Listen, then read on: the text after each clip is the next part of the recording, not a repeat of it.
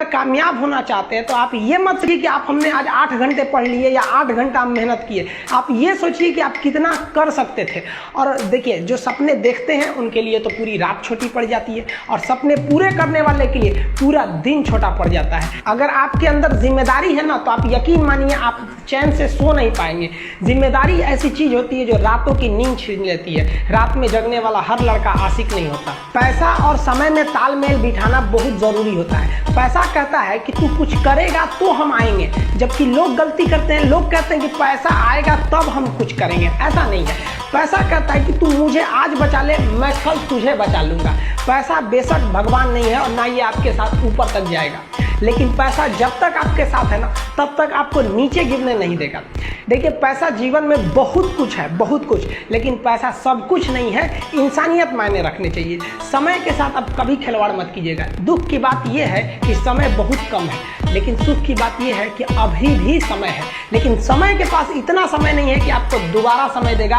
वक्त नहीं लगाइए आपको यह निर्धारित करने में कि क्या करना है, वरना वक्त निर्धारित कर देगा आपका क्या करना है। हम सबकी सबसे पहली जो शिक्षक होती है वो माँ होती है, इसलिए माँ का शिक्षित रहना बहुत जरूरी है। अगर कोई शिक्षित माँ है तो वो कभी भी अपने बच्चे को शिक्षा से दूर नहीं करेगी। मेरा ये हरगिज़ कहना नहीं है कि जिसकी माँ अशिक्षित है उसका बेटा पढ़ा लिखा नहीं होगा। मेरी माँ आज भी अनपढ़ है, आज भी उससे 1 रोटी मांगते हैं ना तो वो 2 रोटी दे देती है। दुनिया की सबसे अच्छा अलार्म जो होता है वो माँ होती है। आप कहिएगा सुबह 7 बजे उठाने के लिए, वो आपको 6 बजे ही उठा देगी और कहेगी बेटा 8 बज गया। आपको इस दुनिया में आपको सबसे बेहतरीन ढंग से जानती है कोई तो आपकी माँ। वो और दुनिया से आपको 9 महीने पहले से जान रही होती है। कहा जाता है कि मेरे नसीब में एक भी गम न होता अगर मेरी तकदीर लिखने का हक मेरी माँ को मिला होता है। माँ बचपन से पाल के बड़ी होती है। यही ना है छोटका, बड़ा होके क्या बोलेगा, माई वाइफ माई लाइफ। गजब बबुआ गजब। इतना उम्र पे छोड़ दी रहती माई ने तो कुत्ता नोच के खा गया रहता। बड़ा होके कहेगा माई वाइफ माई लाइफ।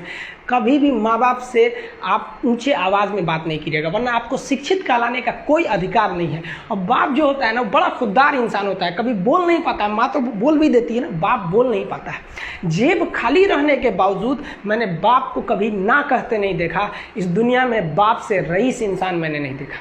लेकिन इन दोनों को कहते हैं कि आप अपने बच्चे को जी जान से प्यार कीजिए, उसे सोने का निवाला खिलाइए, लेकिन उस पर नज़र रखिए दुश्मन की तरह क्या कर रहा है, वरना एक दिन बिगड़ जाएगा। माँ बाप भी लड़कियों को भेजते हैं हॉस्टल में पढ़ने के लिए। हॉस्टल जाती है बबनी पढ़ने के लिए, हाथ में घड़ी नहीं, और उधर से जब आती है छुट्टी पे तो 3000 का सोनाटा का घड़ी पहन के मम्मी पूछती बबनी घड़ी कहाँ से? तो मेरी सहेली गिफ्ट दी है बर्थडे पे।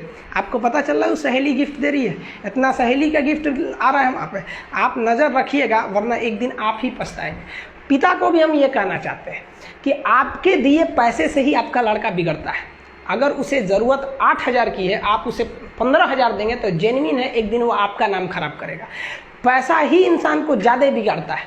उसको लिमिटेड दीजिए जितनी उसकी ज़रूरत है, उससे एक्सेस दे दीजिएगा तो वो फिर बिगड़ेगा। और माँ अगर बेटियों पे ज़्यादा नज़र नहीं रखिए तो फिर वो भी बिगड़ेगा। नज़र रखिए जब तक वो कामयाब नहीं हो जाता। जब कामयाब हो जाएंगे तो उनके अंदर खुद समझ में आ जाएगी कि क्या मेरे लिए सही है और क्या गलत है। भौतिकवादी इस समाज में भाई भाई में तकरार बढ़ते जा रहा है, ये सबसे गलत है। रावण जैसा शक्तिशाली व्यक्ति हार गया क्योंकि उसके पास उसका भाई नहीं था, और राम जी ने रावण जैसे विशाल लंका के स्वामी को ध्वस्त कर दिया क्योंकि राम जी के पास उनके भाई लक्ष्मण का साथ था। इसलिए आप भाई भाई एक होकर रखिए। बड़े भाई का कुछ कर्तव्य होता है, आपको सबसे ज़्यादा त्याग करना पड़ेगा। बड़े भाई का कहीं पे भी, घर में कहीं पे भी पैसे लगेंगे तो ज़्यादा लगेंगे, मेहनत ज़्यादा लगेगा, सब कुछ आपको ज़्यादा करना पड़ेगा। ये दुनिया का दस्तूर है। और छोटा भाई है, उसे कभी भी बड़ा का सुनना ही पड़ेगा और आपको सुनना चाहिए। आपको भी एक बातचीत में एक लिमिट रहना चाहिए। बड़े को भी ये लिमिट रखना चाहिए कि हमें अपने छोटे भाई बहन को कितने लेवल तक डांटना है, लेवल से ज़्यादा नहीं डांटना चाहिए। और छोटे भाइयों और छोटे बहनों को भी याद रखना चाहिए कि हम अपनी जुबान का इतना गलत इस्तेमाल ना करें कि बड़े भाई या माँ बाप को बुरा लगे। वो भले आपको कितना डांटे, लेकिन आप अपने आप के लिए एक लेवल बना के रखिए कि ये इतना लेवल के आगे नहीं जाएंगे हम। कुछ लोग बड़े भाई माँ बाप का जवाब दे देते, कहते ये करो, कहते नहीं करेंगे, क्या करेंगे। हद है भाई साहब, कोई कुछ नहीं करने वाला इस दुनिया में। मर भी जाओगे तो कौन पूछता है। एक तारा टूट जाने से आसमान सूना नहीं होता, लेकिन संस्कार विहीन व्यक्ति जानवर की तरह होता है। हम बहनों को भी कहना चाहेंगे, आप लोग के अंदर शिक्षा बहुत जरूरी है। आप कम खाइए, लेकिन माँ बाप से कहिए कि हम पढ़ेंगे पढ़ेंगे पढ़ेंगे। शिक्षा बहुत ज़रूरी है, शिक्षा बिना हर चीज़ अधूरा है। और आप जितनी भी लड़कियां हैं उन सबसे कहते हैं अपने अंदर थोड़ा बहुत कुछ सुधार लाइए। अपने आप को कभी दूसरे से कंपैरिजन मत कीजिए कि उसके पास क्या है हमारे पास क्या है। और एक चीज़ लड़कियों में जो सबसे खराब चीज़ होता है, आप कोई लड़की गुस्सा है या नहीं है ये चेक करना है तो आप उससे बस एक गिलास पानी मांग लीजिए, उसके पानी देने के स्टाइल से पता चल जाएगा कि गुस्सा है कि नहीं। पानी रख के जाओ यहाँ पे, अरे क्या मतलब बनता है? आप गुस्सा है ठीक है, सब में होते हैं, जहाँ ज़्यादा रिश्ते रहते हैं वहीं इंसान गुस्सा होता है, लेकिन इसका मतलब ये क्या कि 2 दिन आपको मनोबल लगेगा।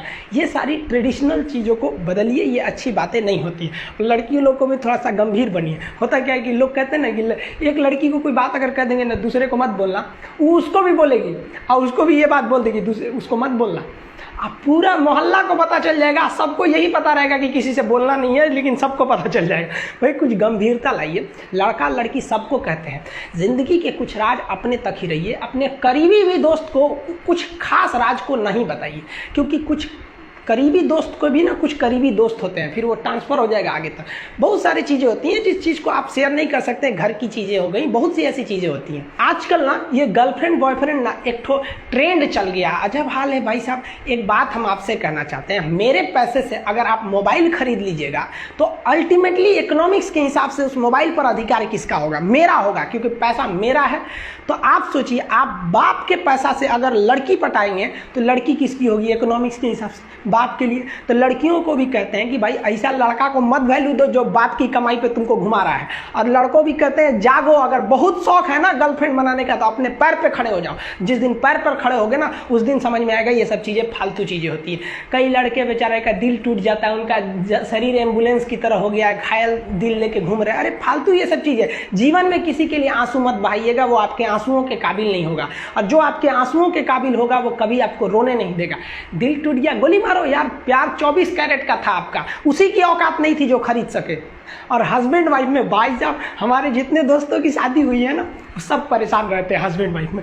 इन दोनों में केवल एक खराबी, दोनों अपने आप को सुप्रीम कोर्ट समझता है। समझिए भाई साहब, आप मिलजुल के रहिए। अभी क्या है कि आप जितने भी स्टूडेंट हैं आप सबका जॉब लगेगा, अपने से सब शादी ब्याह सबकी होगी, भाई आपका परिवार खुश रहे। लेकिन आप देखिए शादीशुदा इंसान हमेशा परेशान रहता है, ये दोनों हमेशा झगड़ते रहते हैं। समस्या क्या है? वाइफ चाहती है हस्बैंड को समझाएं अपनी बात, और हस्बैंड चाहता है कि हम अपनी बात वाइफ को समझाएं। भाई आप दोनों से कहना चाहते हैं, आप कोशिश करिए ये क्या कहना चाहते हैं इनकी बातों को आप समझिए, और आपसे कहते हैं आप अपनी बात मत थोपिए, इसकी बातों को समझिए। होता क्या है, लड़कियों को लगता है कि इनका हस्बैंड बाहर करता क्या है, ऐसे पैसा बरसता है पेड़ पे से हिला के लेके चला। ऐसा नहीं है भाई, बाहर निकलिए फिर समझ में आता है ये कि बाहर जो आपके पिताजी या फिर आपके हस्बैंड या जो भी कमा के लाता है उसको कितना मेहनत होता है। और आदमी लोग को क्या लगता है घर में तो कोई काम ही नहीं है, उठो नाश्ता बनाओ। अरे भाई साहब, झाड़ू लगाने से सही नाश्ता बन तो जरूर जाता है, फिर उससे पहले कितनी तैयारियां करनी रहती है, कहाँ कौन सा सामान है, एक दिन बना के देखिएगा फिर समझ में आ जाएगा। फिर सब लोग खा लिए फिर उसको साफ करो। सबका अपने अपने चीज जगह काम होता है। कोई दुनिया की हर चीज आपस में इंटरकनेक्टेड है, कोई ज्यादा कोई छोटा नहीं होता है। लेकिन आजकल लोगों की मेंटेलिटी क्या हो गई, दीवार की हर एक ईंट ये सोच ली है कि पूरी बिल्डिंग को हम ही रोके हुए हैं। अब बताइए कोई एक ईंट रोका है, पूरी दीवार को पूरे सब चीज ने मिलकर इस घर को रोक के रखा है। उसी तरह आपकी फैमिली में सबकी जरूरत होती है, आप सबकी भावनाओं को समझिए। अपनी जिंदगी में हमने भी बहुत कुछ सीखा है। लोग कहते हैं कि दुनिया गोल है, भाई दुनिया गोल नहीं है, दुनिया मतलबी है। ये प्यार से नहीं चलती है, मतलब से चलती है। दुनिया में कोई भी रिलेशन बनाने के लिए, कोई रिश्ता जो है ना उसके लिए 3 चीज का होना जरूरी है। एक डर, जरूरत और इंसानियत। ये 3 चीज ही किसी न किसी रिश्ते को रोक के रखता है। एक टीचर स्टूडेंट में रिलेशन होता है, उसको डर है कि टीचर के पास पढ़ेंगे ना जल्दी रिजल्ट होगा, अपने से पढ़ेंगे थोड़ा लेट हो सकता है। जरूरत भी है उसे कामयाब होने के लिए, और इंसानियत तो बहुत है भाई। टीचर और स्टूडेंट का रिश्ता जो हमेशा जो बना रहता है वो तो इंसानियत के लिए बना रहता है। वरना अगर आपकी नौकरी हो गई तो आपका डर खत्म, जरूरत खत्म, तो आगे रिश्ता कौन रोक के रखता है? इंसानियत। तो दुनिया में किसी रिलेशन को बनाने के लिए 3 चीज का होना जरूरी है। इंसानियत जिसमें सबसे बड़ी चीज होती है। और इस दुनिया में ना, इस दुनिया में बहुत सी भाषाएं बोली जाती है। इन सारी भाषाओं में सबसे मीठी भाषा होती है मतलब की भाषा। अगर आपसे कोई बहुत मीठा बोलने लगा ना, समझिए कि कहीं ना कहीं मतलब छुपा है। मतलब की भाषा बहुत होगी यहाँ पे। लेकिन ये जुबान जो है ना आजकल बहुत खतरनाक हो गया। कभी कभी देखते होंगे कुछ लोग आपके गलत बात का भी जवाब नहीं दे पाते हैं। तो जवाब देने भाई साहब सबको आता है, बीच में माँ बाप का संस्कार चला आता है। और संस्कार बहुत चीज़ होती है, संस्कार यदि आपके अंदर है तो सब कुछ हारने के बाद भी आप जीत सकते हैं। और अगर संस्कार की जगह अहंकार आ गया ना तो जीता हुआ भी चीज़ों को हार सकते हैं। कमज़ोर व्यक्ति ही दूसरे काम का बदला लेता है, लेकिन जो ताकतवर होता है वो माफ़ कर देता है। लेकिन जो बुद्धिमान व्यक्ति होता है वो इग्नोर कर देता है, नज़रअंदाज कर देता है और बच के निकल जाता है। क्योंकि अगर कोई व्यक्ति आपको पहली बार धोखा दिया तो इसमें उस व्यक्ति का गलती है, लेकिन वही व्यक्ति अगर दोबारा धोखा दिया तो इसमें आपकी गलती है। सबसे समझदार होके चलिए और मिजाज में कुछ सख्ती भी रखिए। लोग पी जाते अगर समंदर खारा नहीं होता तो थोड़ा सा सख्ती भी बना के रखना चाहिए। इस दुनिया के कुछ दस्तूर हैं, आप किसी के लिए कितनी भी भलाई कर दे वो याद नहीं रखेगा, ये दुनिया का दस्तूर है।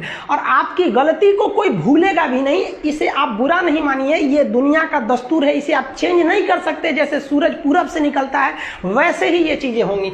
लेकिन हम आपसे कहते हैं, आप दुनिया में आज कई लोग होते हैं दूसरे को लगते हैं सिखाने, आप क्यों दूसरे को बार बार ज्ञान देने लगते हैं? आप अपने आप को क्यों ज्ञानी समझने लगते हैं? दूसरे को सुधारने की कोशिश मत कीजिए, बल्कि खुद सुधरिए। आपके सुधरने से हो सके कि पृथ्वी से एक बुरा इंसान सुधर जाए। आप समाज में जहां भी रहेंगे तो आपके पास बहुत सारे लोग आएंगे, कुछ गलतियां भी करेंगे, कुछ अच्छा काम भी करेंगे। जब भी किसी की प्रशंसा कीजिए तो पूरी महफिल में कीजिए कि ये व्यक्ति ने अच्छा काम किया। लेकिन अगर किसी की शिकायत या उसकी आलोचना करना है, उसे डांटना है, तो उसे अकेले में समझाइए। और डांटने के बाद उसमें इस तरह से कर दीजिए, उसमें प्रशंसा मिला दीजिए। कोई गलती कर दिया, मान लीजिए आपका छोटा भाई नहीं पढ़ाई किया, गलत कम नंबर लाया, तो उसे डांटिए कि, लेकिन अकेले में डांटिए कि इतना कम नंबर क्यों लाया। फिर उसे उसी में एक पॉजिटिवनेस जोड़ दीजिए, तुम्हारे में इतना मेहनत, हम इसलिए डांट रहे हैं कि तुम कर सकते थे लेकिन क्यों नहीं किए। मतलब आप केवल इसे निगेटिव मत बोलते रहिए। और किसी भी रिश्ते को अगर बिगाड़ना है ना, चाहे कितना भी गहरा रिश्ता क्यों ना हो, उसकी कमियों को डेली कोंचते रहिए। तुम ये किया, तुम ये किया, तुम ये किया। यार दुनिया का कोई रिश्ता चौपट हो जाएगा। गलतियां सबसे हो जाती हैं, लेकिन दोबारा गलती नहीं होना चाहिए। जब भी किसी की आलोचना करिए तो उसमें एक छोटी सी प्रशंसा जोड़कर ही उस आलोचना को खत्म कीजिए कि शुरुआत तो डांटने से किए थे, बाद में उसका हौसला बढ़ा के हंसी मजाक में उसे निकाल दीजिए। बीच बीच में उसे फिर एहसास दिलाइए, लेकिन बार बार कमियों को नहीं गिनाना चाहिए। महाभारत देखिएगा, महाभारत में जो कृष्ण भगवान थे वो कौरवों के बीच गए संदेशा लेके, आखिरी संदेशा, वहां पे भी उनकी भाषा देखिएगा। आप महाभारत अगर सीरीज देखिए तो भाषा देखिएगा। दुश्मन से भी इस तरह से बात कर रहे थे जैसे लगता था गुरु जी से बात कर रहे हैं। ये भाषा की मर्यादा। लेकिन आज ये वही श्याम की धरती है, ये वही पुरुषोत्तम राम की धरती है जहां लोग तहजीब भूल गए कि बात करना कैसा चाहिए। ये वही पुरुषोत्तम राम थे जिनके अपने भाई लक्ष्मण जी को जब शिक्षा लेनी थी ना तो रावण के पैताने बैठे थे कि ये शिक्षा लेना है तो उसके पास झुकना पड़ेगा यहाँ पर। लेकिन आज हम लोग भूल गए हैं कि हमें बात में तो इतना आजकल वो तहजीब ही नहीं रह गया है कि इतना रफ बोल दो कि दुश्मन। किसी से पूछा, एक लड़का पूछा तुम्हारा क्या हाल है, तो कह रहा है खराब है, ठीक कर दोगे। जब हाल है भाई। आप सबकी जिंदगी में कुछ कठिनाइयां आएंगी, ठोकरें लगेंगे, लेकिन ठोकर खा के संभलना भी जरूरी है। ठोकरें खाकर भी न संभला तो ये मुसाफिर का नसीब। राह के पत्थर तो अपना फर्ज अदा कर चुके हैं। और कभी भी मुश्किलों से घबराइएगा नहीं। कोको कोला कंपनी जब स्थापना हुई थी तो एक साल में केवल इसके 25 बोतल बिके थे।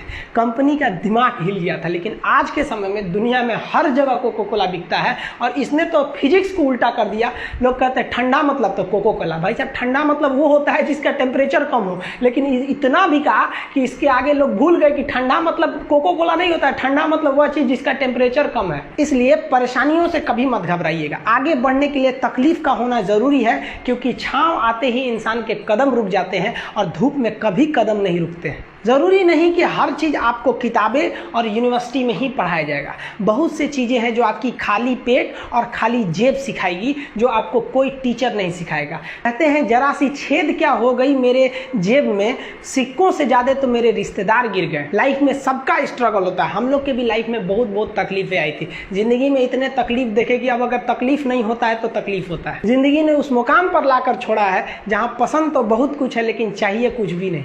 लोग कहते हैं कि खाली हाथ आए थे खाली हाथ जाओगे, गलत बोलते हैं।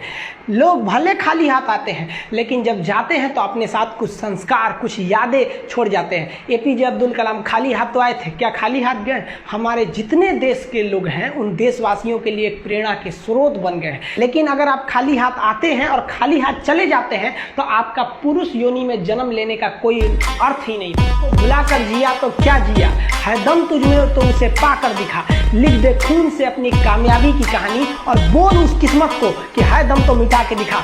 इसलिए कभी किस्मत को मत कोसिएगा, अपने हौसले से अपनी कहानी लिखिएगा। पसीने की स्याही से जो लिखते हैं अपने हौसले के इरादे, उनके मुकद्दर के पन्ने कभी कोरे नहीं होते। देखिए, शिक्षक और सड़क ऐसी चीज है जो खुद तो अपने जगह पे रहती है और दूसरों को मंजिल तक पहुंचा देती है।